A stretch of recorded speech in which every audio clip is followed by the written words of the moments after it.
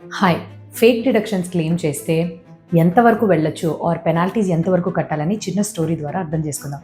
పూణేలో ఉంటున్న ఉదయ్ నివాసి అనే ఒక సాలరీ తీసుకునే ఎంప్లాయీ తన యొక్క ఐటీఆర్‌ని అసెస్మెంట్ ఇయర్ 2022-23కి 5,71,000 ఇన్కమ్ కింద చూపించి 27,000 మాత్రమే ట్యాక్స్‌గా చెల్లించారు.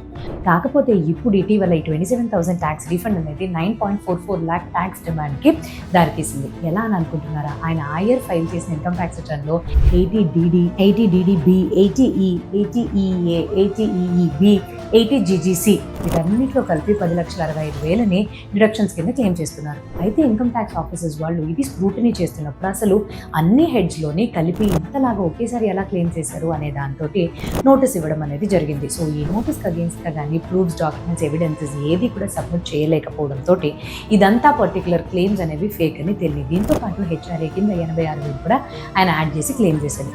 సో ఇదంతా కలిపి కానీ చూసినట్టయితే దీని మీద వచ్చిన ట్యాక్స్ 3,14,000.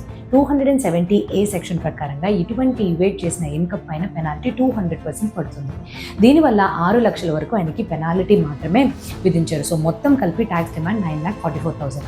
సో దీని నుంచి మనం అర్థం చేసుకోవాల్సింది ఏంటి అని అంటే ట్యాక్స్ స్క్రూటినీస్ అనేవి చాలా గట్టిగా, బలంగా, డీటెయిల్గా జరుగుతున్నాయి. సో ఫేక్ క్లెయిమ్స్ అనేవి పెట్టుకుని తర్వాత తలనొప్పులు తెచ్చుకోవడం కన్నా అసలు మీ లిమిట్స్ ఏంటి, రూల్స్ ఏంటి, టైమ్ లైన్స్ ఏంటని చార్టెడ్ అకౌంటెంట్స్ని సంప్రదించుకున్న తర్వాత ఒక ప్రొఫెషనల్ యొక్క గైడెన్స్తోనే మీ రిటర్న్స్ని ఫైల్ చేసుకోండి. థ్యాంక్స్.